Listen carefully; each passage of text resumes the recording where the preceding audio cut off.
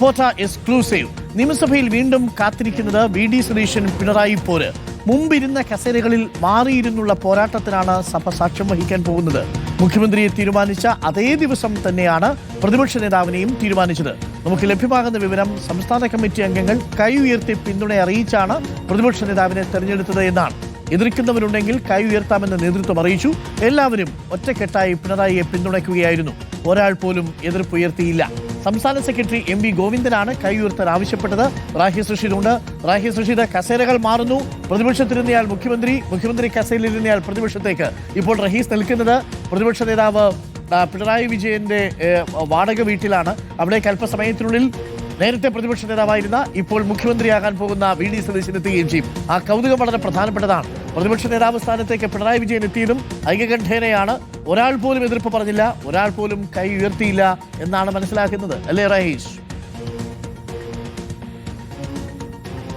അരുൺകുമാർ, അങ്ങനെയാണ്. പ്രതിപക്ഷ നേതാവ് സ്ഥാനത്തേക്ക് സാധാരണഗതിയിലല്ലാത്ത സംഭവവികാസങ്ങളാണ് CPM സംസ്ഥാന കമ്മിറ്റി യോഗത്തിൽ ഉണ്ടായത്. മുഖ്യമന്ത്രിയെ തീരുമാനിച്ചതിന് പിന്നാലെ തന്നെ പിണറായി വിജയനാണ് പ്രതിപക്ഷ നേതാവ് എന്ന തീരുമാനം കേരളത്തിൽ നിന്നുള്ള പോളിറ്റ് ബ്യൂറോ അംഗങ്ങൾ കൂടി തീരുമാനിക്കുകയും പിന്നീട് സംസ്ഥാന സെക്രട്ടേറിയറ്റ് ചേർന്ന് അത് അംഗീകരിക്കുകയുമായിരുന്നു. അതിനുശേഷം സംസ്ഥാന കമ്മിറ്റിയിൽ സംസ്ഥാന സെക്രട്ടറി എം വി ഗോവിന്ദൻ ഇത് അവതരിപ്പിച്ചപ്പോൾ ആദ്യം കൈയടിച്ച സമയത്ത് എം വി ഗോവിന്ദൻ പറഞ്ഞു, കൈയടിച്ചാൽ പോരാ, പ്രതിപക്ഷ നേതാവ് സ്ഥാനത്തേക്ക് പിണറായി വിജയനെ തീരുമാനിച്ച കേന്ദ്ര കമ്മിറ്റി, അതായത് പാർട്ടിയുടെ പോളിറ്റ് ബ്യൂറോ സംസ്ഥാന സെക്രട്ടേറിയറ്റ് തീരുമാനങ്ങൾ അംഗീകരിക്കുന്നവർ കൈ ഉയർത്തണം എന്ന് എം വി ഗോവിന്ദൻ യോഗത്തിൽ പറയുകയായിരുന്നു. ആ സമയത്ത് എല്ലാ ആളുകളും കൈ ഉയർത്തി.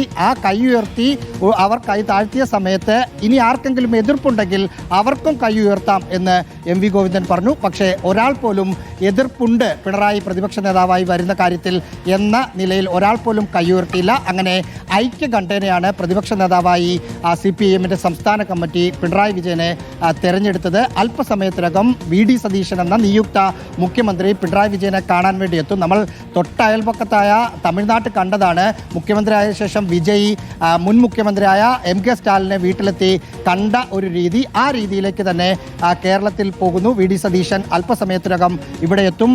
ഇവിടെ ബേക്കറി ജംഗ്ഷന് സമീപമാണ് പുതിയ വാടക വീട്, പിണറായി വിജയൻ താമസിക്കുന്ന വാടക വീടുള്ളത്. ഈ വാടക വീട്ടിൽ അല്പസമയത്തിനകം അദ്ദേഹം എത്തി പിണറായി വിജയനുമായി പ്രതിപക്ഷ നേതാവ് എന്ന നിലയിൽ കൂടിയുള്ള മുൻ മുഖ്യമന്ത്രി എന്ന നിലയിൽ കാണുന്നു. ഒപ്പം പ്രതിപക്ഷ നേതാവ് എന്ന നിലയിലുള്ള ഒരു സൗഹൃദ സംഭാഷണത്തിന് വേണ്ടിയാണ് വി.ഡി. സതീശൻ എത്തുന്നത്. അല്പസമയത്തിനകം എത്തും. പോലീസ് സന്നാഹങ്ങൾ സുരക്ഷയുമായി ബന്ധപ്പെട്ടൊക്കെ എത്തി തുടങ്ങിയിട്ടുണ്ട്. മാധ്യമപ്രവർത്തകർ, പാർട്ടി അനുയായികളൊക്കെ ദൃശ്യങ്ങളിലേക്ക് വരാം. തമിഴ്നാട്ടിൽ വിജയ് സ്റ്റാലിനെ കാണാൻ എത്തിയത് സത്യപ്രതിജ്ഞയ്ക്ക് ശേഷമാണെങ്കിൽ ഇവിടെ നിയുക്ത മുഖ്യമന്ത്രി വി.ഡി. സതീശൻ നിയുക്ത പ്രതിപക്ഷ നേതാവിനെ എന്ന് വേണമെങ്കിൽ പറയാം, അല്ലേ? രണ്ടുപേരും സത്യപ്രതിജ്ഞ ചെയ്തിട്ടില്ല. പുതിയ നിയമസഭാ സത്യപ്രതിജ്ഞ 21-ാം തീയതി നടക്കുന്നുള്ളൂ. അപ്പോൾ അതുകൊണ്ട് നിയുക്ത മുഖ്യമന്ത്രിയും നിയുക്ത പ്രതിപക്ഷ നേതാവും സത്യപ്രതിജ്ഞയ്ക്ക് മുമ്പേ കാണാൻ പോകുന്നു. വി.ഡി. സതീശൻ പ്രതിപക്ഷ നേതാവിന്റെ വീട്ടിലെത്തിയാണ് കാണാൻ പോകുന്നത്. ഇന്നലെ പുതുപ്പള്ളി വീട്ടിലെത്തിയും കുറച്ച് സമയം ചെലവഴിച്ചിരുന്നു നിയുക്ത മുഖ്യമന്ത്രി വി.ഡി. സതീശൻ. പത്മനാഭനെ കണ്ടതിന് ശേഷം നേരെ പോയത് ഉമ്മൻചാണ്ടിയുടെ പുതുപ്പള്ളി ഹൗസിലേക്കാണ്, തിരുവനന്തപുരം. അപ്പോൾ പ്രിയപ്പെട്ട പ്രേക്ഷകരെ, സമയം 9 മണി കഴിഞ്ഞ് 23 മിനിറ്റ് ആയിരിക്കുന്നു. നമുക്ക് ഈ വാർത്തകളിലേക്കും ദൃശ്യങ്ങളിലേക്കും ഒക്കെ വരാം.